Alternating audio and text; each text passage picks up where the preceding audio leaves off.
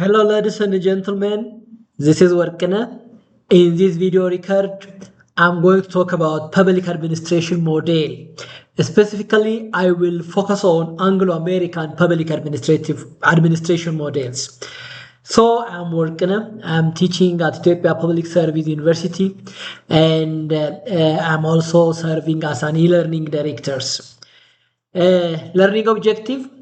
At the end of this video record, I believe you will explain the foundation of Anglo-American administrative models, identify the major characteristics of the Anglo-American public administration models, and then you will explain how civil service and accountability operates within the Anglo-American public administration model or Anglo-American system.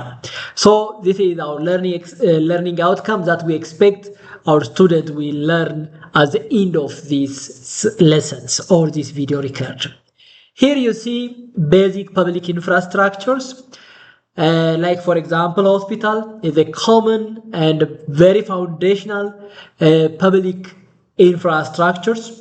In the education facility, we are one of the servants in education facility or in public education, and the majority of our students, or especially higher education students, are also at the country level, at the national level, are attending classes in public universities. So your experience in public service, specifically from the education sector, is the common one, right? And road and the transport is also another public service that's expected from government supplied. Here is the basic public infrastructures. These are essential facilities and services provided by the government to improve public quality of life. Of course, one of the reasons that the government provide public service through public institution is to improve the quality of life of the citizens. And the common public service that we expect from the government are health cares, education, road and transport, clean water supply or clean water supply. These are some of the lists. We can list many services that we expect from the government, starting from road cleaning up to space exploration. This is all about what is expected from the government to supply. One of the reasons that the government needs to supply is due to the fact that the private sector, of course, need profits, right?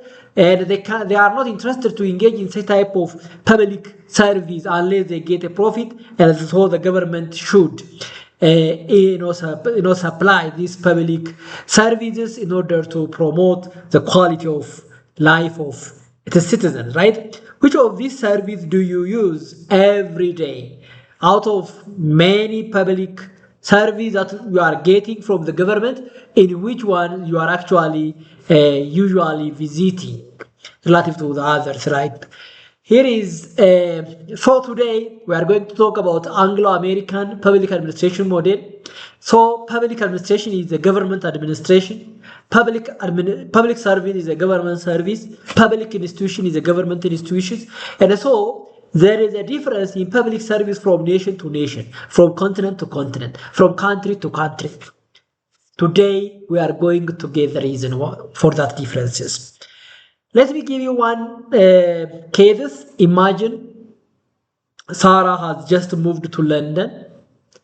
She needs to renew her driver license, and she entered the government office expecting to get efficient, transparent, fair service from that government institution in order to in the process of licensing or renewing her license. So why are public service organized in these ways? That is a basic question I would like to ask you. Yes, in terms of the transparency, efficiencies, effectiveness, qualities, and all those indicators of good service, there is a difference from nation to nations, from country to countries, right? In terms of transparency of public institutions, in terms of efficiency, in terms of effectiveness, in terms of the time they may take to respond for your request, there are the differences. In some institutions, especially in developing country, the response rate is very high. That means it takes a long time. In the other country, they should respond to you immediately. Transparency is good, efficiency is good, fairness is good in most developing or developed countries. But the opposite is true in many developing countries. Why? Why are public service organized in these ways? Today we will discover the Anglo-American administrative model. Right, Sarah? Actually, she visited this public institution and she requested, I need to renew my driver license. That means she needs to renew her driver license, right? And she is wondering, and everyone should also wonder, why is this government service efficient and transparent in most advanced countries, but not in developing countries? There are differences in transparency, in efficiencies, in effectiveness, in like cost-wise as well. There is a differences among nations. What are the reasons for that differences? Here is the secret. In Anglo-American administrative model, the model that's commonly practiced and even originated in United Kingdom and the United States, and mainly they believe or they are practicing the principle of liberalism, constitutionalism, and a common law tradition. They highly emphasize on limited government. The government role is limited, or his power is limited. He cannot do whatever he wants to do. Rather, he needs to respect the law. He needs to act according to the law. Individual liability should be respected. Democratic accountability is the common practice in Anglo-American public administration model. This is the administration model that practiced in English-speaking country, mainly UK, America, US, Canada, Australia, and other English-speaking countries, right? The key feature of this public administration model is very flexible, is pragmatism, professionalism, and accountability. One of the strong side of this Anglo-American administrative model is its origin. Of course, it originated in countries that practice democracies like UK and the United States. Countries that actually serve their citizens, right? So that is their foundation. As you see on these pictures, a strong foundation supports a building. This is the foundation for a building. The same is true.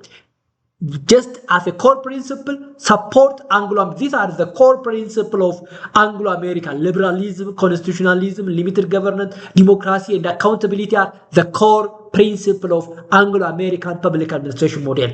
It is the foundation, and this type of public administration is very strong, very transparent, efficient, effective due to the fact that its foundation is so effective, right? That is the reason. So there are some historical milestones that support for the growth and the development and the expansion of this specific public administration model, like Magna Carta, English Civil Wars, and Glorious Revolutions.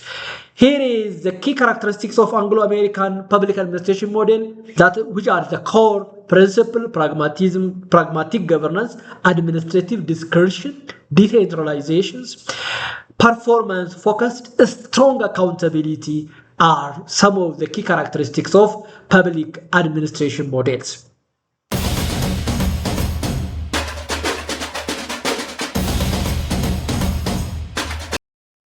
Thank you very much. I hope this video can help you to understand what Anglo-American public administration model is, its foundation, its key characteristics, and what make public service different from nation to nation in terms of effectiveness, efficiency, transparency, fairness, and those things. At the end, after these videos, I will share some interactive knowledge check question. So make sure that you try and you evaluate yourself or using that knowledge check questions.